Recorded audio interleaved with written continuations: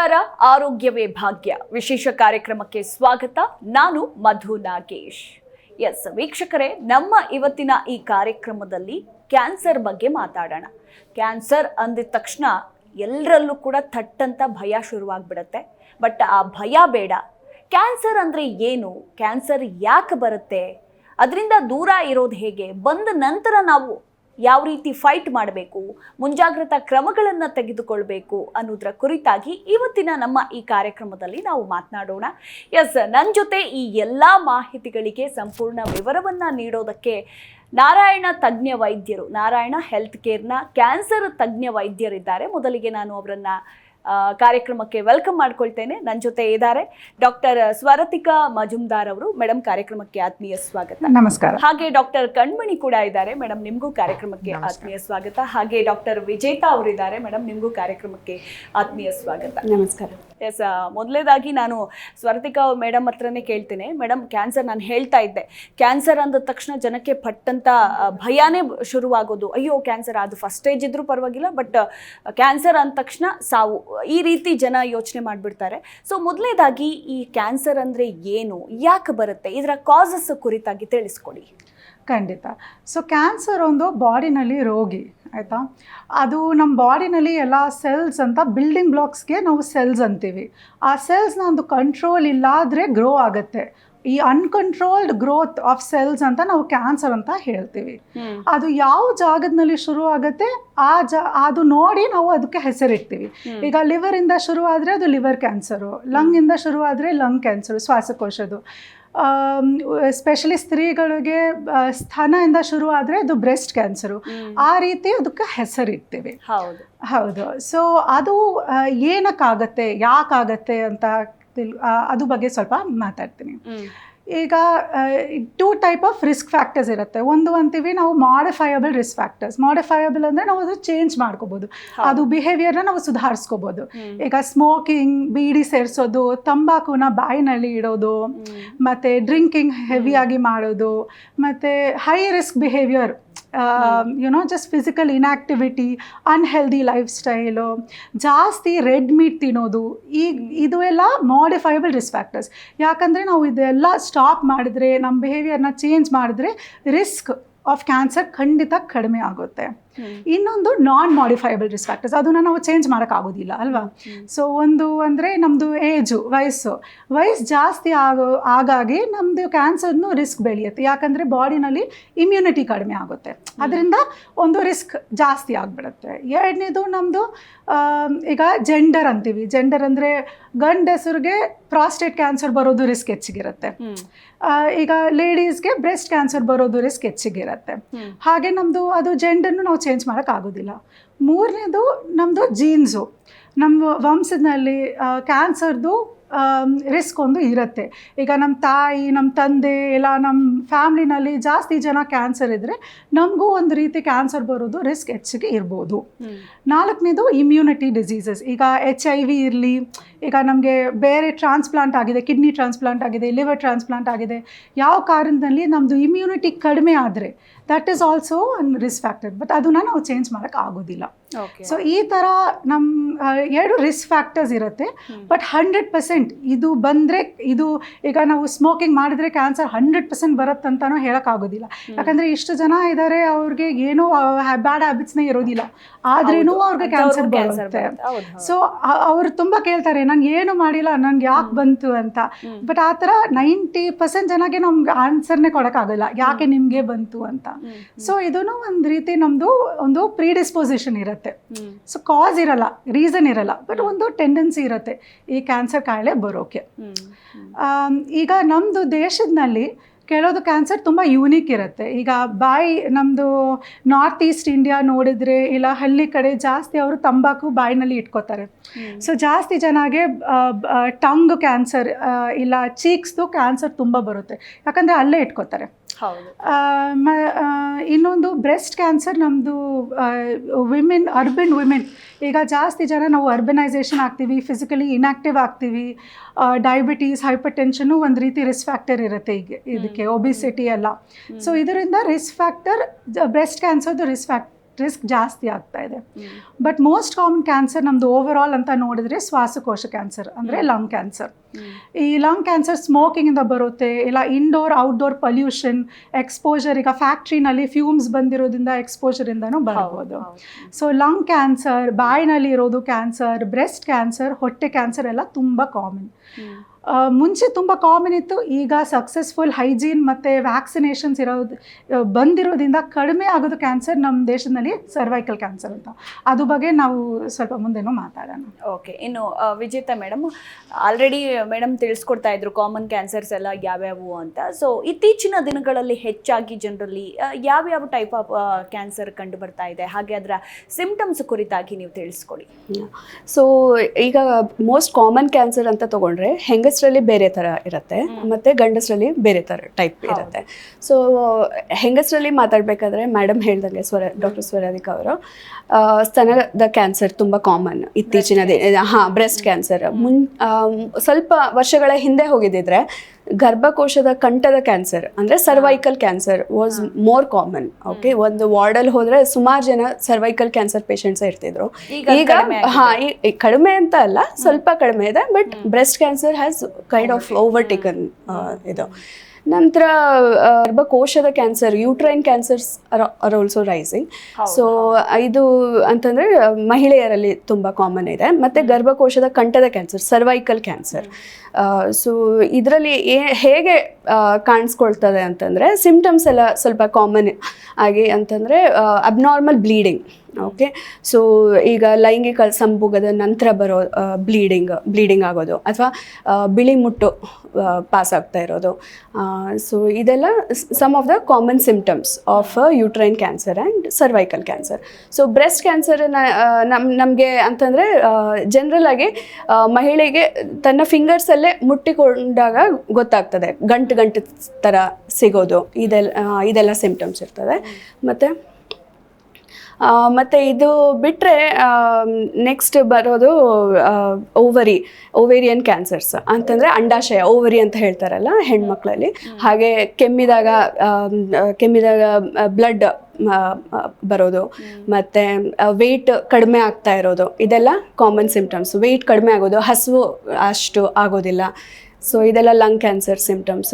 ಹಾಗೆಯೇ ಕರುಳಿನ ಕ್ಯಾನ್ಸರ್ ಮತ್ತು ರೆಕ್ಟಲ್ ಕ್ಯಾನ್ಸರ್, ಇದೆಲ್ಲ ಏನಂತಂದರೆ ಅನ್ನನಾಳದ ಕ್ಯಾನ್ಸರ್, ಸ್ಪೆಷಲಿ ನಾರ್ತ್ ಕರ್ನಾಟಕ ರೀಜನ್ಗೆ ಹೋದರೆ ಸೊ ಅನ್ನನಾಳದ ಕ್ಯಾನ್ಸರ್ ತುಂಬ ಕಾಮನ್ ಇದೆ. ಇದು ಈಸೋಫೇಜಿಯಲ್ ಕ್ಯಾನ್ಸರ್ಸ್ ಅಂತ ಹೇಳ್ತೇವೆ. ಸೊ ಇದು ಕೂಡ ತಂಬಾಕು ರಿಲೇಟೆಡೇ ಜಾಸ್ತಿ ಇರ್ತದೆ. ಮತ್ತು ಇನ್ನೊಂದು ಇವರಿಗೆಲ್ಲ ಹೇಗೆ ಪ್ರಾಬ್ಲಮ್ ಸ್ಟಾರ್ಟ್ ಆಗುತ್ತೆ ಅಂತಂದರೆ ಊಟ ಮಾಡಬೇಕಾದ್ರೆ ಅಷ್ಟು ಸಲೀಸಾಗಿ ಹೋಗೋದಿಲ್ಲ, ಅಡ್ಡ ಹಾಕ್ದಂಗೆ ಆಗೋದು. ಫಸ್ಟ್ ಸಾಲಿಡ್ ಫುಡ್ಗೆ ಅವರಿಗೆ ನುಂಗ್ಲಿಕ್ಕೆ ಕಷ್ಟ ಆಗುತ್ತೆ. ನಂತರ ಹಾಗೆ ನೆಗ್ಲೆಕ್ಟ್ ಮಾಡಿದ್ರೆ ಲಿಕ್ವಿಡ್ ಫುಡ್ ಐಟಮ್ಸ್ ತೊಗೊಳೋದಕ್ಕೂ ಅವರಿಗೆ ಕಷ್ಟ ಆಗ್ತಾ ಇರ್ತದೆ. ಇದು ನಂತರ ಗಂಡಸರಲ್ಲಿ ಬಂದರೆ most common is tobacco related. ಬಾಯಲ್ಲಿ ಹುಣ್ಣಾಗೋದು. ಈ ಹುಣ್ಣು ಯೂಶಲಿ ಪೇಯ್ನ್ ಇರೋದಿಲ್ಲ, ಕ್ಯಾನ್ಸರ್ದ ಹುಣ್ಣು. ಮತ್ತು ಮೋರ್ ದೆನ್ 2 weeks ಅಂತಂದರೆ ಸಣ್ಣ ಹುಣ್ಣುಗಳು ಎಲ್ಲರಿಗೂ ಬರ್ತದೆ, ಸ್ಟ್ರೆಸ್ ರಿಲೇಟೆಡ್ ಅಥವಾ ವಿಟಮಿನ್ ಬಿ ಡೆಫಿಷಿಯನ್ಸಿ ರಿಲೇಟೆಡ್ ಇದ್ದೇ ಇರುತ್ತೆ. ಬಟ್ ವಿತ್ ಎನಿ ಮೆಡಿಸಿನ್ಸ್ ಅದು ಕಡಿಮೆ ಆಗೋದಿಲ್ಲ, ಮತ್ತು ಜಾಸ್ತಿ ಆಗ್ತಾನೆ ಇರ್ತದೆ. ಮೋರ್ ದೆನ್ 2 weeks 3 weeks ತನಕ ಇರ್ತದೆ, ಬೆಳೀತಾ ಇರ್ತದೆ. ಸೊ ಇದೆಲ್ಲ ನೆಗ್ಲೆಕ್ಟ್ ಮಾಡಬಾರ್ದು. ನಮ್ಮ ದೇಶದಲ್ಲಿ ಈಗಲೂ ಎಷ್ಟೊಂದು ಜನ ತುಂಬ ಲೇಟ್ ಸ್ಟೇಜಲ್ಲಿ ಬರೋರಿದ್ದಾರೆ. ಬಾಯಲ್ಲಿ ಕ್ಯಾನ್ಸರ್ ಈಸಿಯಾಗಿ ಕಾಣಿಸುತ್ತೆ ಒಬ್ಬರಿಗೆ, ಆಯಿತಾ. ಅದರಲ್ಲೂ ನೀವು ಡಿಲೇ ಮಾಡ್ಕೊಂಡು ಬಂದರೆ it is very bad actually. So ಬಾಯಲ್ಲಿ ಕ್ಯಾನ್ಸರ್, ಮತ್ತು ಊಟ ಮಾಡಬೇಕಾದ್ರೆ ನೋವು, ಅದು ಗಂಟಲಿನ ಕ್ಯಾನ್ಸರು. ಮತ್ತು ಧ್ವನಿ ಪೆಟ್ಟಿಗೆ ಕ್ಯಾನ್ಸರ್, ಅದರಲ್ಲಿ ಹೋರ್ಸ್ನೆಸ್ ಆಫ್ ವಾಯ್ಸ್ ಅಂತಂದರೆ ನಮ್ಮ ಧ್ವನಿ ಸ್ವಲ್ಪ ಗಟ್ಟಿ ಆಗುತ್ತೆ, ಬದಲಾವಣೆ ಇರ್ತದೆ. ಸೊ ಹೋರ್ಸ್ನೆಸ್ ಆಫ್ ವಾಯ್ಸ್, ಇದೆಲ್ಲ ಸಿಂಪ್ಟಮ್ಸ್ ತೀರಾ ಕಾಮನ್ ಇರುತ್ತೆ. ಅಷ್ಟೇ ಅಲ್ಲ, ಕುತ್ತಿಗೆಯಲ್ಲಿ ಏನು ಹೇಳ್ತೇವೆ ಅಂತಂದರೆ ಲಿಂಫ್ ನೋಡ್ಸ್ ಅಂತ ಹೇಳ್ತೇವೆ ಎರಡೂ ಕಡೆ ಕುತ್ತಿಗೆಯಲ್ಲಿ. ಸೊ ಅದಕ್ಕೆ ಸ್ಪ್ರೆಡ್ ಆಗುತ್ತೆ. ಸೊ ಅದಾದಾಗ ಗಂಟು ಥರ ಸಿಗ್ತದೆ ಕುತ್ತಿಗೆಯ ಎಡಗಡೆ ಮತ್ತು ಬಲಗಡೆ ಎರಡೂ ಕಡೆ. ಸೊ ಅದು ಕೂಡ ಗಂಟು ಥರ ಸಿಗ್ತಾ ಇದೆ. So this is also one of the common symptoms. ಮತ್ತು ಗಂಟಲಿನ ಕ್ಯಾನ್ಸರ್ ಆಯಿತು, ಮತ್ತು ಲಂಗ್ ಕ್ಯಾನ್ಸರ್ ತುಂಬ common among men. Same symptoms, cough ಇರುತ್ತೆ, ಕಡಿಮೆ ಆಗೋದಿಲ್ಲ ಎಷ್ಟೇ ಆ್ಯಂಟಿಬಯೋಟಿಕ್ಸ್ ಕೊಡಲಿ, ಜಾಸ್ತಿ ಆಗ್ತಾ ಇರುತ್ತೆ. ಮತ್ತು ಬ್ಲಡ್ ಬರೋದು, ಆಮೇಲೆ ಉಸಿರಾಡೋದಕ್ಕೆ ತೊಂದರೆ ಆಗೋದು, ನಂತರ ಮೋಷನ್ ಹೋಗಬೇಕಾದ್ರೆ ಬ್ಲಡ್ ಪಾಸ್ ಆಗೋದು, ಇದೆಲ್ಲ quite common. So these are the symptoms of cancer. ಇದು ಬಿಟ್ಟು ಬ್ರೇನ್ ಅಂತಂದರೆ ಕ್ಯಾನ್ಸರ್ ಎಲ್ಲಿಂದ ಸ್ಟಾರ್ಟ್ ಆಗುತ್ತೆ ಅದ್ರ ಮೇಲೆ ಸಿಮ್ಟಮ್ಸ್ ಡಿಪೆಂಡ್ ಆಗುತ್ತೆ. ಲೈಕ್ ಫಿಟ್ಸ್ ಬರೋದು, ಈ ಥರ ಇದ್ದರೆ ಬ್ರೈನ್ ಟ್ಯೂಮರ್ ಇರ್ಬೋದು. ವ್ಯಕ್ತಿಯಲ್ಲಿ ಕ್ಯಾನ್ಸರ್ ಬಂದಿದೆ ಅನ್ನೋದನ್ನ ಕಂಡುಹಿಡಿಯೋದಕ್ಕೆ ಏನೆಲ್ಲ ಟೆಸ್ಟ್ಗಳನ್ನು ಮಾಡ್ತಾರೆ ಅಂತ ಅಂದರೆ ಸ್ಕ್ರೀನಿಂಗ್ ಆಫ್ ಕ್ಯಾನ್ಸರ್ ಅಂತ ಕರಿತೀವಲ್ಲ, ಈ ಕುರಿತಾಗಿ ಮಾಹಿತಿ ತಿಳಿಸ್ಕೊಡಿ. ಸೊ ಸ್ಕ್ರೀನಿಂಗ್ ಮತ್ತು ಡಯಾಗ್ನೋಸ್ಟಿಕ್ ಡಿಫ್ರೆಂಟ್ ಇರುತ್ತೆ. ಸೊ 2 ಡಿಫ್ರೆಂಟ್ ಕ್ವೆಶನ್ಸ್ ಆಯಿತು. ಹೆಂಗೆ ಅಂದರೆ ಇವಾಗ ಸ್ಕ್ರೀನಿಂಗ್ ಅಂದರೆ ಇಟ್ ಈಸ್ ನಿಮಗೇನು ಸಿಮ್ಟಮ್ಸ್ ಇಲ್ಲ, ಯುವರ್ ಹೈ ರಿಸ್ಕ್ ಪಾಪ್ಯುಲೇಷನ್, ಅಂದರೆ ನಿಮಗೆ ಏಜ್ ಆಗಿದೆ ಆರ್ ನಿಮಗೆ ಫ್ಯಾಮಿಲಿ ಹಿಸ್ಟ್ರಿ ಇದೆ, ಹಂಗೇನಾರು ಇತ್ತು ಅಂದರೆ you come in high risk population. ಅಂಥ ಪಾಪ್ಯುಲೇಷನ್ಗೆ ಸ್ಕ್ರೀನಿಂಗ್ ಮಾಡ್ತೀವಿ. Like for example breast cancer ಅಂದ್ಕೊಳ್ಳಿ. ಬ್ರೆಸ್ಟ್ ಕ್ಯಾನ್ಸರ್ ಇದ್ದರೆ ಅವ್ರಿಗೆ more than usually 50 to 70 years 3 years once mammogram ಮಾಡಬೇಕು. That is the screening modality for breast ಇರೋ ಕ್ಯಾನ್ಸರ್ಗೆ. ದ್ಯಾಟ್ ಈಸ್ ಸ್ಕ್ರೀನಿಂಗ್ ಅಂದರೆ every 3 years we do it. ಯಾಕೆ ಅಂದರೆ ಅಕಸ್ಮಾತ್ ಆ ಟೈಮಲ್ಲಿ ಮ್ಯಾಕ್ಸಿಮಮ್ ಕ್ಯಾನ್ಸರ್ ನೋಡ್ತಾ ಇದ್ದೀವಿ ನಾವು ಹೆಂಗಸರಲ್ಲಿ, ಅದಕ್ಕೆ ಆ ಟೈಮಲ್ಲಿ ಆ ಟೆಸ್ಟ್ನ ಮಾಡ್ತೀವಿ.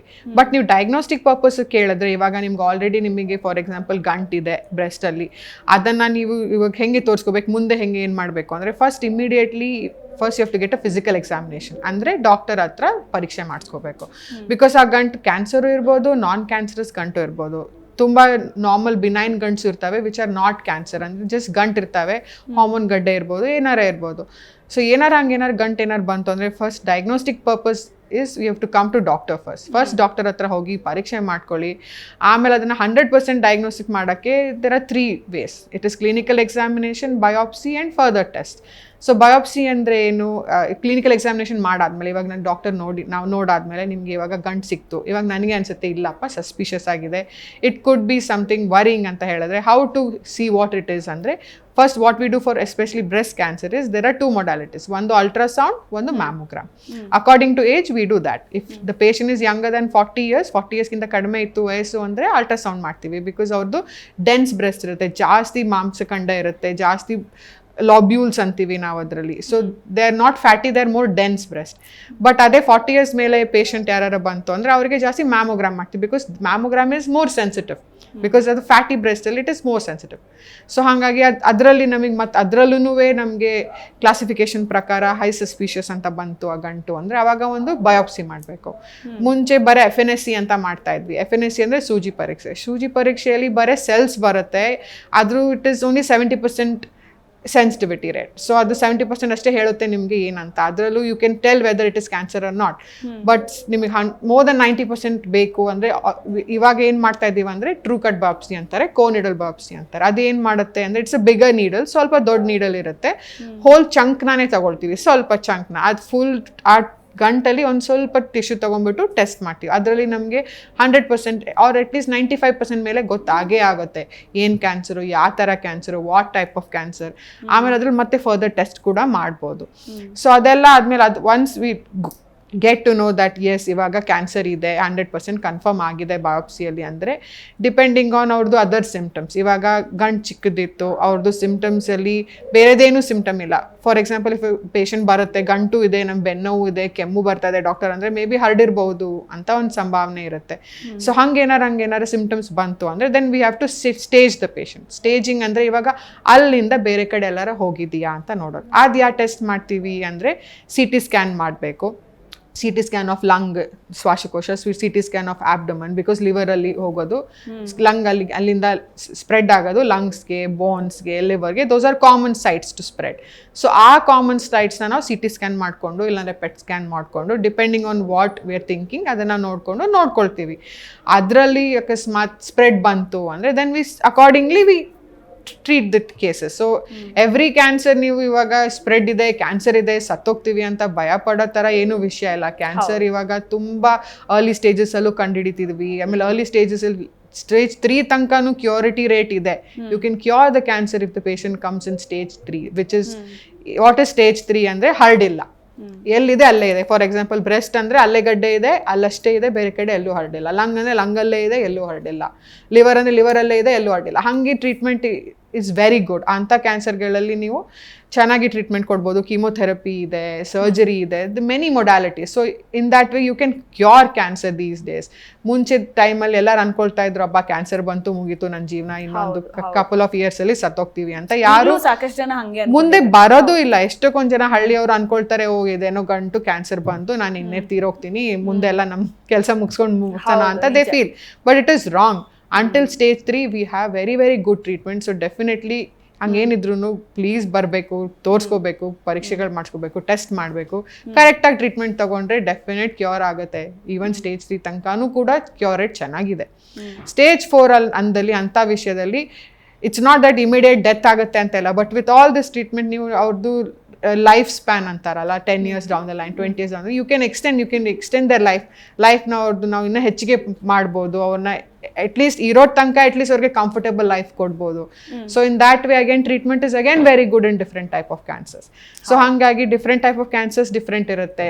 ಸಮ್ ಕ್ಯಾನ್ಸರ್ಸ್ ಆರ್ ಅಗ್ರೆಸಿವ್ ಅಂದರೆ ಬೇಗ ಹರಡೋ ಥರ ಕ್ಯಾನ್ಸರ್ ಇರುತ್ತೆ. Some cancers are non aggressive, slow growing, slow ಆಗಿ ಗ್ರೋತ್ ಆಗೋ ಥರ ಕ್ಯಾನ್ಸರ್ ಇರುತ್ತೆ. ಸೊ ಹಂಗಂತ ಎಲ್ಲ ಕ್ಯಾನ್ಸರೂ ಒಂದೇ ಅಂತ ಅಂದ್ಕೊಂಡು ತಲೆ ಮೇಲೆ ಕೈ ಹಾಕೊಂಡು ಕೂತ್ಕೊಳ್ಳೋದು ತುಂಬ ತಪ್ಪು. ನಿಜ ನಿಜ. ಎಸ್, ಸಾಕಷ್ಟು ಜನ ಅದೇ ಅನ್ಕೊಂಡಿದ್ರು, ಎದುರ್ಕೊಳ್ತಾರೆ ಕ್ಯಾನ್ಸರ್ ಅಂದ ತಕ್ಷಣ. ಎಸ್, ಇನ್ನು ಮೇಡಮ್ ಅವರು ಅರ್ಲಿ ಸ್ಟೇಜ್ ಬಗ್ಗೆ ಹೇಳ್ತಾ ಇದ್ರು. ಸೊ ಇದು ಲೇಟ್ ಸ್ಟೇಜ್ ಬಗ್ಗೆ ನೀವು ತಿಳಿಸ್ಕೊಡೋದಾದ್ರೆ? ಸೊ ಅದೇ ಮೇಡಮ್ ಹೇಳ್ತಾ ಇದ್ರಲ್ಲ, ಲೇಟ್ ಅಂದರೆ ಲೋಕಲಿ ಅಡ್ವಾನ್ಸ್ನೂ ಇರ್ಬೋದು, ಇಲ್ಲ ಮೆಟಾಸ್ಟಾಟಿಕ್ ಅಂತ ಇರ್ಬೋದು. ಇದು ಲೋಕಲಿ ಅಡ್ವಾನ್ಸ್ ಅಂದರೆ ಹೊರಡಿಲ್ಲ, ಒಂದೇ ಕಡೆ ಇದೆ, ಆದ್ರೂ ತುಂಬ ದೊಡ್ಡದಿದೆ. ಸೊ ಸರ್ಜರಿ ಮಾಡೋಕ್ಕಾಗೋದಿಲ್ಲ. ಈಗ ಹೆಡ್ ಅಂಡ್ ನೆಕ್ ಅಂತ ಅನ್ಕೊಳ್ಳಿ, ಒಂದೇ ಕಡೆಯಿಂದ ತುಂಬ ಜಾಸ್ತಿ ಬೆಳೆದಿದ್ರೆ ಪೂರ್ತಿ ಮುಖದ ಸರ್ಜರಿ ಮಾಡೋಕ್ಕಾಗೋದಿಲ್ಲ ಅಲ್ವಾ? ಹಾಗೆ. ಸೊ ಅದು ಅಂತೂ ನಾವು ಲೋಕಲಿ ಅಡ್ವಾನ್ಸ್ಡ್ ಅಂತ. ಮೆಟಾಸ್ಟಾಟಿಕ್ ಅಂದರೆ ಒಂದು ಕಡೆಯಿಂದ ಬೇರೆ ಕಡೆ ಹೋಗಿದೆ. ಈಗ ಬ್ರೆಸ್ಟ್ ಕ್ಯಾನ್ಸರು ಬೋನ್ಸ್ ಹೋಗ್ಬೋದು, ಲಂಗ್ ಹೋಗ್ಬೋದು, ಬ್ರೈನ್ ಹೋಗ್ಬೋದು. ಆ ಥರ ರೀತಿಯಲ್ಲಿ ನಾವು ಸ್ಟೇಜ್ 4 ಅಂತೀವಿ. ಸೊ ಇದು ಎರಡು ನಾವು ಅಡ್ವಾನ್ಸ್ಡ್ ಸ್ಟೇಜ್ ಕ್ಯಾನ್ಸರ್ ಅಂತ ಕರಿತೀವಿ ಅದಕ್ಕೆ. ಸೊ ಇದಕ್ಕೂ ಟ್ರೀಟ್ಮೆಂಟ್ ನಾವು ಕ್ಯೂರ್ ಅಂತ ಕರೆಯಲ್ಲ, ಬಟ್ ಲಾಂಗ್ ಟರ್ಮ್ ಕಂಟ್ರೋಲ್ ಖಂಡಿತ ಪಾಸಿಬಲ್ ಇದೆ. ಈಗ ಎಷ್ಟೊಂದು ರೋಗಿಗಳು ಡಯಾಬಿಟೀಸು, ಶುಗರು, BP ಕಾಯಿಲೆ, ಈಗ ಅದಕ್ಕೇನು ಕ್ಯೂರ್ ಇಲ್ಲ. ನಾವು ಮಾತ್ರೆ ತೊಗೊಂಡ್ರೆ ಚೆನ್ನಾಗಿ ಕಂಟ್ರೋಲ್ನಲ್ಲಿ ಇರುತ್ತೆ, ತುಂಬ ವರ್ಷ ಚೆನ್ನಾಗಿ ಕಂಟ್ರೋಲ್ನಲ್ಲಿ ಇರುತ್ತೆ, ಮತ್ತು ಅದರಿಂದ ಸೈಡ್ ಎಫೆಕ್ಟ್ಸ್ನೂ ಬರೋದಿಲ್ಲ. ಲೈಕ್ ಸ್ಟ್ರೋಕ್ ಬರೋದು, ಇಲ್ಲ ಹಾರ್ಟ್ ಅಟ್ಯಾಕ್ ಬರೋದು, ಅದೆಲ್ಲ ಬರೋದಿಲ್ಲ. ಯಾಕಂದರೆ ನಾವು ರಿಸ್ಕ್ ಫ್ಯಾಕ್ಟರ್ನ ಚೆನ್ನಾಗಿ ಕಂಟ್ರೋಲ್ ಮಾಡ್ಕೊಂಡು ಇಟ್ಟಿದ್ದೀವಿ. ಹಾಗೆ ಕ್ಯಾನ್ಸರ್ನು ಈಗ ನೀವು ಟ್ರೀಟ್ಮೆಂಟ್ ತೊಗೊಂಡ್ರೆ ಲೈಫ್ ಪ್ರೊಲಾಂಗ್ನೂ ಆಗುತ್ತೆ, ಚೆನ್ನಾಗೂ ಇರುತ್ತೆ. ಓಕೆ. ಸೊ ಯಾವ ಟೈಪ್ ಆಫ್ ಟ್ರೀಟ್ಮೆಂಟ್ ಸ್ಟೇಜ್ 4 ಕ್ಯಾನ್ಸರ್ನಲ್ಲಿ ಕೊಡಬೇಕು ಅಂದರೆ, of course it is most importantly dependent on what cancer it is. ಯಾಕಂದರೆ ಲಂಗ್ ಕ್ಯಾನ್ಸರ್ದು ಟ್ರೀಟ್ಮೆಂಟ್ ಬೇರೆ ಇರುತ್ತೆ, ಬ್ರೆಸ್ಟ್ ಕ್ಯಾನ್ಸರ್ದು ಟ್ರೀಟ್ಮೆಂಟ್ ಬೇರೆ ಇರುತ್ತೆ, ಲಿವರ್ ಕ್ಯಾನ್ಸರ್ದು ಬೇರೆ ಇರುತ್ತೆ. ಎಲ್ಲರದು ಒಂದು ಕೀಮೋ ಅಂತ ಅಂದ್ಕೊಂಡು ಕೂದಲೆಲ್ಲ ಹೋಗುತ್ತೆ ಅಂತ ಅಂದ್ಕೊಂಡು ನಾವು ಟ್ರೀಟ್ಮೆಂಟ್ ತೊಗೊಳ್ಳಲ್ಲ ಅಂತ ಅನ್ಕೋಬಾರ್ದು. ಸೊ ಸಿಸ್ಟಮಿಕ್ ಟ್ರೀಟ್ಮೆಂಟ್, ಮಾಡರ್ನ್ ಲ್ಯಾಂಗ್ವೇಜ್ನಲ್ಲಿ ನಾವು ಸಿಸ್ಟಮಿಕ್ ಟ್ರೀಟ್ಮೆಂಟ್ ಅಂತೀವಿ. ಯಾಕಂದರೆ ಏನು ಔಷಧಿ ಇರಲಿ ಅದು ಫುಲ್ ಬಾಡಿಗೆ ಕವರ್ ಆಗುತ್ತೆ, ಯಾಕಂದರೆ ಅದು ರಕ್ತದಲ್ಲಿ ಎಲ್ಲ ಕಡೆ ಹೋಗುತ್ತೆ. ಸೊ ಅದು ಟ್ಯಾಬ್ಲೆಟ್ನೂ ಇರ್ಬೋದು, ಇಂಜೆಕ್ಷನನ್ನು ಇರ್ಬೋದು. ಆ ಇಂಜೆಕ್ಷನ್ ನಾವು ನಸ್ನಲ್ಲಿನೂ ಕೊಡ್ಬೋದು, ಇಲ್ಲ ಸ್ಕಿನ್ನಲ್ಲಿನೂ ಹೆಂಗೆ ಇನ್ಸುಲಿನ್ ತೊಗೋತೀವಿ ಹಾಗೇನೂ ಕೊಡ್ಬೋದು. ಸೊ ಈ ರೀತಿ ಡಿಫ್ರೆಂಟ್ ಇಂಜೆಕ್ಷನ್ಸ್ದು, ಡಿಫ್ರೆಂಟ್ ಟ್ಯಾಬ್ಲೆಟ್ಸ್ದು ಡಿಫ್ರೆಂಟ್ ವೇ ಇದೆ ಕೊಡೋಕ್ಕೆ, ಎಲ್ಲ ಒಂದೇ ಇರೋದಿಲ್ಲ. ಬಟ್ ಬ್ರಾಡ್ಲಿ ಅಂತ ಕೇಳಿದ್ರೆ 3 ಟೈಪ್ ಇರುತ್ತೆ. ಒಂದು ಕೀಮೋಥೆರಪಿ ಅಂದರೆ ಅದು ಡೈರೆಕ್ಟಾಗಿ ಹೋಗಿ ಕ್ಯಾನ್ಸರ್ ಸೆಲ್ಸ್ನ ಸಾಯಿಸುತ್ತೆ. ಸೊ ಅದರಿಂದ ಬೇರೆ ಕಡೆದು ಸೈಡ್ ಎಫೆಕ್ಟ್ ಇರ್ಬೋದು, ಲೈಕ್ ಬಾಯಿನಲ್ಲಿ ಉನ್ ಬರ್ಬೋದು, ಇಲ್ಲ ಸ್ಕಿನ್ ಚೇಂಜಸ್ ಆಗ್ಬೋದು, ಟಯರ್ಡ್ನೆಸ್ ಆಗ್ಬೋದು, ಹೇರ್ ಬೀಳ್ಬೋದು. ಬಟ್ ಇದೆಲ್ಲ ಟೆಂಪ್ರರಿ ಸೈಡ್ ಎಫೆಕ್ಟ್ಸ್. ಕೀಮೋ ಬಂದ್ ಮಾಡಿದರೆ ವಿದಿನ್ 3 months ಹೇರು, ಸ್ಕಿನ್ನು ಎಲ್ಲ ನಾರ್ಮಲ್ ಆಗಿಬಿಡುತ್ತೆ. ಓಕೆ. ಬಟ್ ಇದು ಸೆಲೆಕ್ಟಿವ್ ಇಲ್ಲ, ಇದು ಹೆಂಗೆ ಕ್ಯಾನ್ಸರ್ಗೆ ಅಫೆಕ್ಟ್ ಆಗುತ್ತೆ ಹಾಗೆ ಬೇರೆ ಕಡೆನೂ ಎಫೆಕ್ಟ್ ಕೊಡ್ತಾ ಇದೆ. ಎರಡನೇದು ಟಾರ್ಗೆಟೆಡ್ ಟ್ರೀಟ್ಮೆಂಟ್. ಈಗ ನಾನು ಬ್ರೆಸ್ಟ್ ಕ್ಯಾನ್ಸರ್ದು ಎಕ್ಸಾಂಪಲ್ ತಗೋತೀನಿ. ಬ್ರೆಸ್ಟ್ ಕ್ಯಾನ್ಸರ್ದು ಒಂದು ಟೈಪ್ ಆಫ್ ಬ್ರೆಸ್ಟ್ ಕ್ಯಾನ್ಸರ್ ಇದೆ, ಅದು ಅಂತ HER2 ಪಾಸಿಟಿವ್ ಅಂತೀವಿ. ಈಗ HER2 ಅಂತ ನಮ್ಮ ಸೆಲ್ ಒಳಗಡೆ ಇರುತ್ತೆ, ಬ್ರೆಸ್ಟ್ ಕ್ಯಾನ್ಸರ್ ಸೆಲ್ ಒಳಗಡೆನೇ ಇರುತ್ತೆ. ಸೊ ಅದಕ್ಕೂ ಒಂದು ಟಾರ್ಗೆಟೆಡ್ ಟ್ರೀಟ್ಮೆಂಟ್ ಇದೆ. ಸೊ ಯಾವ ಸೆಲ್ಗೆ HER2 ಪಾಸಿಟಿವ್ ಇದ್ರೇನೋ ಆ ಸೆಲ್ ಹೋಗಿ ಆ ಔಷಧಿ ಆ್ಯಕ್ಟ್ ಮಾಡುತ್ತೆ. ಸೊ ಅದು ಸೆಲೆಕ್ಟಿವ್ ಇರುತ್ತೆ, ಬರೀ ಕ್ಯಾನ್ಸರ್ ಸೆಲ್ಸ್ನ ಸಾಯಿಸುತ್ತೆ, ಬೇರೆಯದು ಎಫೆಕ್ಟ್ ಕೊಡೋದಿಲ್ಲ. Those type of medicines are called called targeted treatment. ಈಗ ಬ್ಲಡ್ ಕ್ಯಾನ್ಸರ್ ಇರಲಿ, ಲಂಗ್ ಕ್ಯಾನ್ಸರ್ ಇರಲಿ, ಬ್ರೆಸ್ಟ್ ಕ್ಯಾನ್ಸರ್ ಇರಲಿ, ತುಂಬ very effective targeted treatment availability ಇದೆ. ಅದರಿಂದ ಏನು ನಾವು ಮುಂಚೆ ಲೈಫ್ ಎಕ್ಸ್ಪೆಕ್ಟೆನ್ಸಿ 3 months 6 months ಇತ್ತು, that has gone up to 4 years 5 years, even in an incurable stage. ಮೂರನೇದು ಇಮ್ಯುನೋಥೆರಪಿ. ಈಗ ನಾವು ಇಮ್ಯುನಿಟಿ ಅಂತ ಶಬ್ದ ಕೇಳ್ತೀವಿ, ನಮ್ಮ ಬಾಡಿನಲ್ಲಿ ಇಮ್ಯೂನ್ ಸೆಲ್ಸ್ ಇದೆ, ಅದನ್ನ ಕ್ಯಾನ್ಸರ್ ಇರುವಾಗ ಅದು ಸರಿಯಾಗಿ ಕೆಲಸ ಮಾಡೋದಿಲ್ಲ, ತುಂಬ ಡೌನ್ ಇರುತ್ತೆ. ಈ ಇಮ್ಯುನೋಥೆರಪಿ ಕೊಟ್ಟರೆ ಅದನ್ನ ರೀಪ್ರೋಗ್ರಾಮ್ ಆಗುತ್ತೆ, ಆ ಬ್ಲಾಕೇಡ್ ಹೋಗ್ಬಿಡುತ್ತೆ. ಸೊ ನಮ್ಮದೇ ಇಮ್ಯೂನ್ ಸೆಲ್ಸ್ ಕ್ಯಾನ್ಸರ್ ಮೇಲೆ ಇಫೆಕ್ಟ್ ಆಗುತ್ತೆ. So these 3 ಮೊಡ್ಯಾಲಿಟೀಸ್ R currently available for cancer treatment. So ಈಗ ಅಡ್ವಾನ್ಸ್ಡ್ ಕ್ಯಾನ್ಸರ್ ಸ್ಟೇಜ್ನಲ್ಲಿ ಫಸ್ಟು ನಾವು ಈ ಥರ ಯಾವುದೋ ಒಂದು ಟ್ರೀಟ್ಮೆಂಟ್ ಕೊಡ್ತೀವಿ. ಎರಡನೇದು ಸಿಂಪ್ಟಮ್ಸ್ ಹೆಂಗೆ ಕಡಿಮೆ ಮಾಡೋದು. ಈಗ ಬೆನ್ನು ನೋವು ಇದ್ದರೆ ಬೆನ್ನು ನೋವನ್ನ ಕಡಿಮೆ ಮಾಡ್ತೀವಿ, ಹೊಟ್ಟೆ ನೋವು ಇದ್ದರೆ ಹೊಟ್ಟೆ ನೋವನ್ನ ಕಡಿಮೆ ಮಾಡ್ತೀವಿ. ಅದನ್ನ ಪ್ಯಾಲಿಯೇಟಿವ್ ಟ್ರೀಟ್ಮೆಂಟ್ ಅಂತೀವಿ. ಪ್ಯಾಲಿಯೇಟಿವ್ ಅಂದರೆ ಏನು ಪ್ರಾಬ್ಲಮ್ ಇದೆ ಅದನ್ನ ಕಡಿಮೆ ಮಾಡೋಕ್ಕೆ ಔಷಧಿ. ಸೊ ಅದು ರೇಡಿಯೇಷನ್ ಮೂಲನೂ ಇರ್ಬೋದು, ಟ್ಯಾಬ್ಲೆಟ್ ಮೂಲನೂ ಇರ್ಬೋದು, ಯಾವುದು ರೀತಿ ಇರಲಿ, but it is to control the symptom. So ಅದೂ ಮತ್ತು ಆ್ಯಂಟಿ ಕ್ಯಾನ್ಸರ್ ಟ್ರೀಟ್ಮೆಂಟ್, ಅದು ಎರಡು ಒಟ್ಟಿಗೆ ನಾವು ಪೇಷಂಟ್ಗೆ ಕೊಡ್ತೀವಿ ಫಾರ್ ಅಡ್ವಾನ್ಸ್ಡ್ ಕ್ಯಾನ್ಸರ್ಸ್. ಏನೇ ಆಗಲಿ ಜನಕ್ಕೆ ಒಂದು ಭಯ ಇರುತ್ತೆ, ಸೈಡ್ ಎಫೆಕ್ಟ್ಸ್ ಬಗ್ಗೆ ಭಯ ಅಂತೂ ಇದ್ದೇ ಇರುತ್ತೆ. ಸೊ ಅದರಲ್ಲೂ ಈ ರೇಡಿಯೇಷನ್ ಸೈಡ್ ಎಫೆಕ್ಟ್ ಬಗ್ಗೆ ನೀವು ಮಾಹಿತಿ ತಿಳಿಸ್ಕೊಡಿ. ಆ್ಯಕ್ಚುಲಿ ಫಸ್ಟ್ ನಮ್ಮಲ್ಲಿ ಎಂಥ ಪ್ರಾಬ್ಲಮ್ ಅಂತಂದರೆ, ರೇಡಿಯೇಷನ್ ಅಂತಂದರೆ ಕರೆಂಟ್ ಟ್ರೀಟ್ಮೆಂಟ್ ಅಂತ ಹೇಳ್ತಾರೆ. ಹಾಂ, ಸೊ ಅದರಿಂದ ಆ ಕಾನ್ಸೆಪ್ಟಿಂದ ಚೇಂಜ್ ಆಗಬೇಕು. ಸೊ ರೇಡಿಯೇಷನ್ ಅಂತಂದರೆ it is just an x-ray, high power x-ray, high energy x-ray use ಮಾಡ್ತೇವೆ. ಮತ್ತು ಅದು ಒಂದು ಟ್ಯೂಮರ್ಗೆ ರೇಡಿಯೇಷನ್ ರೀಚ್ ಆಗಬೇಕಂದ್ರೆ ನಾರ್ಮಲ್ ಸೆಲ್ಸ್ ಮುಖತಃ ಹೋಗಿ ಆಮೇಲೆ ಟ್ಯೂಮರ್ಗೆ ರೀಚ್ ಆಗಬೇಕಾಗತ್ತೆ. ಸೊ ಅದಕ್ಕೆ ಸ್ವಲ್ಪ ಸೈಡ್ ಎಫೆಕ್ಟ್ಸ್ ಇರ್ತದೆ, ಆಯಿತಾ. ಸೊ ಈಗಿನ ಮುಂಚೆ ಒಂದು 20-30 years ಬ್ಯಾಕ್ ನೀವು 20-30 ವರ್ಷ ಮುಂಚೆ ಹೋಗಿದ್ದಿದ್ರೆ, ಸೊ ಜಸ್ಟ್ ಒಂದು ಸ್ಕಿನ್ನಲ್ಲಿ ಮಾರ್ಕ್ ಮಾಡ್ತಾರೆ, ಒಂದು ಸ್ಕ್ವೇರ್ ಅಥವಾ ರೆಕ್ಟ್ಯಾಂಗಲ್, ಅಷ್ಟು full dose, heavy dose, full ಇಡೀ ಟಿಶ್ಯೂಸ್ಗೆ ಹೋಗ್ತಾಯಿತ್ತು. ಆಗ ಸೈಡ್ ಎಫೆಕ್ಟ್ಸ್ ತೀರಾ ಜಾಸ್ತಿ ಆಗ್ತಾಯಿತ್ತು. ಬಟ್ ಈಗ ಹೇಗಂತಂದರೆ ನಾವು ಎಲ್ಲಿ ಟ್ಯೂಮರಿಗೆ ಮಾತ್ರ ಹೈ ಡೋಸ್ ಕೊಡ್ಬೋದು, ಆಯಿತಾ. ಸೊ ಬಟ್ ಅದ್ರ ಸುತ್ತ ಏನೇನು ನಾರ್ಮಲ್ ಟಿಶ್ಯೂಸ್ ಇದೆ ಅದಕ್ಕೆ ತೀರಾ ಕಡಿಮೆ ಡೋಸು ನಾವು ಡೆಲಿವರಿ ಮಾಡ್ಬೋದು. ಸೊ ಈ ಥರ ಅಡ್ವಾನ್ಸ್ಡ್ ಟೆಕ್ನಿಕ್ಸ್ ಈಗ ಇದೆ. ಸೊ ಇದರಿಂದ ಏನಂತಂದರೆ ಸ್ವಲ್ಪ ಸೈಡ್ ಎಫೆಕ್ಟ್ಸ್ ಇರಲೇಬೇಕು. It has to go through normal cells to reach the tumour cells. Okay, so ಸ್ವಲ್ಪ ಸೈಡ್ ಎಫೆಕ್ಟ್ಸ್ ಇದ್ದೇ ಇರ್ತದೆ. But it is not like how ಒಂದು 30 years ಮುಂಚೆ ಹೇಗಿತ್ತು ಆ ಥರ ಖಂಡಿತ ಇಲ್ವೇ ಇಲ್ಲ. ಬಟ್ ನೀವು ಯಾವ ಥರ ಸೈಡ್ ಎಫೆಕ್ಟ್ಸ್ ಅಂತಂದರೆ ಇಟ್ ಡಿಪೆಂಡ್ಸ್ ಯಾವ ಕಡೆ ಕೊಡ್ತಾ ಇದ್ದೀವಿ ಅಂತ ಹೇಳಿ. ಸೊ ಈಗ ಕೈಗೆ ಕಾಲಿಗೆ ಕೊಡ್ತೀವಿ ಸಮ್ಟೈಮ್ಸ್, ಓಕೆ, ಅದರಲ್ಲಿ ಏನೂ ಸೈಡ್ ಎಫೆಕ್ಟ್ ಬರೋದಿಲ್ಲ, ಬರೇ ಸ್ಕಿನ್ ಸ್ವಲ್ಪ ಡಾರ್ಕ್ ಆಗ್ತದೆ. ಸೊ ಸ್ಕಿನ್ ಸ್ವಲ್ಪ ಪೀಲ್ ಆಗಿ ಬರ್ಬೋದು. It is a very temporary. Radiation ಮುಗಿದು 1 ಅಥವಾ 2 ತಿಂಗಳಿಗೆ ಆಲ್ಮೋಸ್ಟ್ ನಾರ್ಮಲ್ ಆಗಿಬಿಡ್ತದೆ. ಸೊ ಯಾವ ಜಾಗದಲ್ಲಿ ಕೊಡ್ತೀವಿ ಅದು. ಸೊ ಪೇಷಂಟ್ ಜಸ್ಟ್ ಬರ್ತಾರೆ, 5 minutes ಟ್ರೀಟ್ಮೆಂಟ್ ತಗೊಳ್ತಾರೆ, ಹೋಗ್ತಾ ಇರ್ತಾರೆ. ಸೊ ಆಲ್ಮೋಸ್ಟ್ 6 weeks ಟ್ರೀಟ್ಮೆಂಟ್ ಹೀಗೆ ಮಿನಿಮಲ್ ಸೈಡ್ ಎಫೆಕ್ಟ್ಸಲ್ಲಿ ಮುಗಿಸ್ತಾರೆ. ಬಟ್ ಅದೇ ಕುತ್ತಿಗೆಗೆ ಟ್ರೀಟ್ಮೆಂಟ್ ಕೊಟ್ಟಾಗ ಅಲ್ಲಿ ಅನ್ನನಾಳ ಇದೆ, ಏರ್ವೇ ಇದೆ, ವಿಂಡ್ ಪೈಪ್ ಇದೆ. ಓಕೆ, ಸೊ ಪ್ರಾಬ್ಲಮ್ಮು ಇಲ್ಲಿ ಸ್ವಲ್ಪ ಜಾಸ್ತಿ ಆಗ್ತದೆ, ಆಯಿತಾ. ಸೊ ಸ್ಕಿನ್ ಇಲ್ಲಿ ಡಾರ್ಕ್ ಆಗುತ್ತೆ. ಆಮೇಲೆ ಅದು ಒಂಥರ ಕಾಸ್ಮೆಟಿಕ್ ಪ್ರಾಬ್ಲಮ್. ಇದನ್ನು ಏನಂತಂದರೆ ಟೆಂಪ್ರರಿ ಸೈಡ್ ಎಫೆಕ್ಟ್ಸ್. ರೇಡಿಯೇಷನ್ ಮುಗಿಸಿದ್ಮೇಲೆ ಸೈಡ್ ಎಫೆಕ್ಟ್ ಕ್ಲಿಯರ್ ಆಗ್ತದೆ. ಆಮೇಲೆ ಅನ್ನನಾಳದಲ್ಲಿ ಅಲ್ಸರ್ಸ್ ಆಗುತ್ತೆ. ಇದು ರೇಡಿಯೇಷನ್ ಇಂಡ್ಯೂಸ್ಡ್ ಅಲ್ಸರ್ಸ್. ಇದರಲ್ಲಿ ಜನ ಸ್ವಲ್ಪ ಭಯ ಬೀಳ್ತಾರೆ, ಯಾಕಂತಂದರೆ ಪೇಯ್ನ್ ಇರುತ್ತೆ ಜಾಸ್ತಿ. ಆಮೇಲೆ ಊಟ ಮಾಡೋದಕ್ಕೆ ಕಷ್ಟ ಆಗ್ತಾ ಇರ್ತದೆ, ಅವ್ರದ್ದು ನ್ಯೂಟ್ರಿಷನ್ ಸ್ವಲ್ಪ ಡೌನ್ ಆಗ್ತಾ ಇರ್ತದೆ. ಸೊ ಅದೆಲ್ಲ ಕೇರ್ಫುಲ್ಲಾಗಿ ಮಾನಿಟ್ರ್ ಮಾಡ್ಕೊಂಡು ನಾವು 6 to 7 weeks ಟ್ರೀಟ್ಮೆಂಟು ಮುಗಿಸ್ತೀವಿ ಗಂಟ್ಲಿನ ಕ್ಯಾನ್ಸರಲ್ಲಿ. ಸೊ ಇದರಿಂದ ಜನ ಭಯಪಡ್ತಾರೆ. ಬಟ್ ಇನ್ನೂ ಒಂದು ಹೋಪ್ ಅವರು ಇಟ್ಕೊಳ್ಳೇಬೇಕು, ಏನಂತಂದರೆ ಇದು ಟೆಂಪ್ರರಿ. ರೇಡಿಯೇಷನ್ ಮುಗಿದು 2 to 3 weeksಲ್ಲಿ ಎಲ್ಲ ಹುಣ್ಣುಗಳು ವಾಸಿ ಆಗ್ತದೆ, ಅವ್ರ ನ್ಯೂಟ್ರಿಷನ್ ಚೆನ್ನಾಗಿ ಮೇಂಟೈನ್ ಮಾಡಿದ್ರೆ. ಆಮೇಲೆ ಸ್ವಲ್ಪ ಹೈಜೀನಾಗಿ ಇಡಬೇಕು. ಈಸಿಲಿ ಇನ್ಫೆಕ್ಷನ್ ಬರುವಂಥ ಚಾನ್ಸಸ್ ಇರುತ್ತೆ ಡ್ಯೂರಿಂಗ್ ರೇಡಿಯೇಷನ್ ಅಥವಾ ಕೀಮೋಥೆರಪಿ. ಇದೆಲ್ಲ ಫಾಲೋ ಮಾಡಿದರೆ ಅಷ್ಟೊಂದು ಪ್ರಾಬ್ಲಮ್ ಆಗೋದಿಲ್ಲ. ಸೊ ಬೇಸಿಕಲಿ ಎಕ್ಸ್ರೇ ಟ್ರೀಟ್ಮೆಂಟು ಇದು ಪ್ರತಿದಿನ ಒಂದು 5 minutes ಟ್ರೀಟ್ಮೆಂಟ್. ಮನೆಯಿಂದ ಬರ್ತಾರೆ ಪೇಷಂಟ್, ರೇಡಿಯೇಷನ್ ತಗೊಳ್ತಾರೆ, ವಾಪಸ್ ಮನೆಗೆ ಹೋಗ್ತಾರೆ. ಅಡ್ಮಿಷನ್ನು ಬೇಕಾಗೋದಿಲ್ಲ. ಕರೆಕ್ಟಾಗಿ ಅವರು ನಾವು ಹೇಳಿದ ಇನ್ಸ್ಟ್ರಕ್ಷನ್ಸ್ ಫಾಲೋ ಮಾಡಿದ್ರೆ ಅಡ್ಮಿಷನು ಬೇಕಾಗಲ್ಲ. ಇನ್ನು ಕಣ್ಮಣಿ ಅವರೇ, ಎಲ್ಲ ಕ್ಯಾನ್ಸರೂ ಭಯ ಇಡಿಸುತ್ತೆ, ಎಲ್ಲನೂ ಡೇಂಜರೇ. ಸೊ ಈಗ ಎಸ್ಪೆಷಲಿ ಬ್ರೆಸ್ಟ್ ಕ್ಯಾನ್ಸರ್ ಅಂತ ಬಂದರೆ, ಸೊ ಅದರ ಟ್ರೀಟ್ಮೆಂಟ್ ಕುರಿತಾಗಿ ಹಾಗೆ ಕಾಂಪ್ಲಿಕೇಶನ್ಸ್ ಕುರಿತಾಗಿ ತಿಳಿಸ್ಕೊಡಿ. ಸೊ ಮುಂಚೆ ಹೆಂಗೆ ಹೇಳಿದೆ, depending on the stage of cancer treatment vary ಆಗುತ್ತೆ. ಸೊ ಅರ್ಲಿ ಸ್ಟೇಜ್ ಕ್ಯಾನ್ಸರ್ ಅಂದರೆ stage 1 stage 2 cancer. So stage 1 stage 2 ಕ್ಯಾನ್ಸರಲ್ಲಿ ಫಸ್ಟ್ ಏನಿರುತ್ತೆ ಅಂದರೆ ಗಂಟು ಬರೀ ಬ್ರೆಸ್ಟಲ್ಲಿ ಇರುತ್ತೆ, or may be it is gone to the lymph node, ಕಂಕಳಲ್ಲಿ ಏನು ಲಿಂಫ್ ನೋಟ್ಸ್ ಅಂತ ಹೇಳ್ತೀವಿ ಗ್ರಂಥಗಳು, ಅದಕ್ಕೆ ಹೋಗುತ್ತೆ. Until that also is still early stage. So ಆ ಅರ್ಲಿ ಸ್ಟೇಜಲ್ಲಿ starting there are many modalities. ಹೆಂಗೆ ಅಂದರೆ for breast cancer we have surgery ಇದೆ, ರೇಡಿಯೋಥೆರಪಿ ಇದೆ, ಕೀಮೋಥೆರಪಿ ಇದೆ, ಟಾರ್ಗೆಟೆಡ್ ಥೆರಪಿ ಇದೆ, ಹಾರ್ಮೋನ್ ಥೆರಪಿ ಇದೆ, ಇವೆಲ್ಲ ಟ್ರೀಟ್ಮೆಂಟ್ ಕೂಡ ಇದೆ. ಬಟ್ ಯಾವ ಟ್ರೀಟ್ಮೆಂಟ್ ಯಾವ ಟೈಮು ಯಾವ ಪೇಷಂಟ್ಗೆ ಏನು ಟೇಲರ್ ಮಾಡಬೇಕು, ಯಾವ್ದು ಫಸ್ಟು ಎಲ್ಲ ಮಾಡೋಕ್ಕೆ ನಮಗೆ ಎಲ್ಲ ರಿಪೋರ್ಟ್ಸ್ ಬೇಕು. ಎಲ್ಲ ರಿಪೋರ್ಟ್ಸಲ್ಲಿ ನಿಮಗೆ ಬಾಬ್ಸಿ ರಿಪೋರ್ಟ್ ಬೇಕು, ಕ್ಲಿನಿಕಲ್ ಎಕ್ಸಾಮಿನೇಷನ್ ಆಗಿರಬೇಕು, ಮೆಟಾಸ್ಟಾಟಿಕ್ ವರ್ಕಪ್ ಅಂದ್ರಲ್ಲ ಏನು ಎಲ್ಲಿ ಹರಡಿದೆ ಅಂತ ಅದು ಗೊತ್ತಾಗಿರಬೇಕು. ಎಲ್ಲ ಮಾಡಾದ್ಮೇಲೆ ಅರ್ಲಿ ಬ್ರೆಸ್ಟ್ ಕ್ಯಾನ್ಸರಲ್ಲಿ if we come to a point that okay patient early breast ಕ್ಯಾನ್ಸರಲ್ಲಿ ಇದೆ ಅಂದರೆ ಆವಾಗ ನಾವು ಫಸ್ಟ್ ಸರ್ಜರಿ ಮುಗಿಸ್ಕೊಂಡ್ಬಿಟ್ಟು ಆಮೇಲೆ ಕೀಮೋ ಬೇಕಾ ಅಂತ ನೋಡ್ಬೋದು.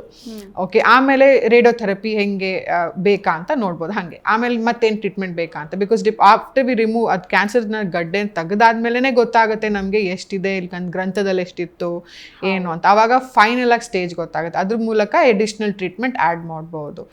ಸೊ ಆಮೇಲೆ ಅಡ್ವಾನ್ಸ್ ಸ್ಟೇಜ್ ಡಿಸೀಸಲ್ಲಿ ಹೇಳಿದಾಗ 3rd and 4th ಸ್ಟೇಜಲ್ಲಿ, 3rd especially last 2 stage R 3rd ಸ್ಟೇಜಲ್ಲಿ, ಆವಾಗ ನಾವೇನು ಮಾಡ್ಬೋದು, ತುಂಬ ದೊಡ್ಡದಿದೆ ಗಂಟು. ಫಾರ್ ಎಕ್ಸಾಂಪಲ್ ಇವಾಗ ಪೇಷಂಟ್ ಬಂದು ಹೇಳುತ್ತೆ, ಇಲ್ಲ ನನಗೆ ಫುಲ್ ಬ್ರೆಸ್ಟ್ ತೆಗಿಯೋದು ಬೇಡ, ನನಗೆ ಉಳಿಸೋಕ್ಕಾಗತ್ತಂದರೆ ಪ್ಲೀಸ್ ಉಳಿಸ್ಕೊಡಿ ಅಂತ ಹೇಳ್ತಾರೆ. ಅಂಥ ಟೈಮಲ್ಲಿ ನನಗೆ ಅನಿಸುತ್ತೆ ಆ ಗಂಟು ಬರೀ ಒಂದು ಕಡೆ ಇದೆ ಬಟ್ ಸ್ವಲ್ಪ ದೊಡ್ಡದಾಗಿದೆ, ಉಳಿಸ್ಬೋದು, ಅವ್ರ ಟಿಶ್ಯೂನೇ ಮೂವ್ ಮಾಡಿಬಿಟ್ಟು ಅದನ್ನು ಚೆನ್ನಾಗಿ ಕಾಸ್ಮೋಸಿಸ್ ಕೊಡ್ಬೋದು ಅಂಥ ವಿಷಯದಲ್ಲಿ. ಇಲ್ಲಾಂದರೆ ಮೋರ್ ದೆನ್ 5 centimeters ಕ್ಯಾನ್ಸರ್ ಇತ್ತು, ಇಲ್ಲಾಂದರೆ ಲಿಂಫ್ ನೋಡ್ ಹೋಗಿತ್ತು ಅನ್ನೋದ್ರಲ್ಲಿ ಹೆಂಗೆ ಮ್ಯಾಮ್ ಹೇಳಿದ್ರು, ಒಂದು ಫಸ್ಟ್ ಕೀಮೋಥೆರಪಿ ಕೊಟ್ಟರೆ ಏನಾಗುತ್ತೆ, ಅದನ್ನು ಕಂಟ್ರೋಲ್ ಬರುತ್ತೆ, ಡಿಸೀಸ್ ಕಂಟ್ರೋಲ್ ಬರುತ್ತೆ, ಚಿಕ್ಕದಾಗುತ್ತೆ, ಆವಾಗ ಸರ್ಜನ್ಗೂ ಇಂಪ್ರೂವ್ ಆಗುತ್ತೆ. So that we can conserve to more natural our self.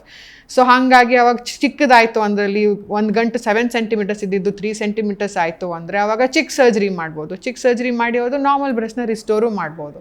So ಹಾಗಾಗಿ every treatment is tailor to one patient and their stage.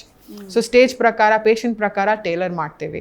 ಆಮೇಲೆ ಮುಂಚಿನ ಥರ ಇವಾಗ ಹೆಂಗೆ ಅಂದರೆ ಫುಲ್ ಬ್ರೆಸ್ಟ್ ತೆಗೆದ್ಬಿಡೋರು, ಫುಲ್ ಕಂಕ್ಳಲ್ಲಿರೋ ಲಿಂಫ್ ನೋಟ್ಸ್ ಎಲ್ಲ ತೆಗೆದ್ಬಿಡೋರು, ಕ್ಯಾನ್ಸರ್ 1 centimeter ಇರಲಿ 10 centimeter ಇರಲಿ ಎಲ್ಲ ತೆಗೆದ್ಬಿಡು ಅದೇ ಮುಂಚೆ ಟ್ರೀಟ್ಮೆಂಟ್ ಕೊಡೋರು. Almost 50, 40, 30 years down the line it has been change and it's been evolving. ಬರ್ತಾ ಇಂಪ್ರೂವ್ಮೆಂಟ್ ಆಗ್ತಾ ಇದೆ.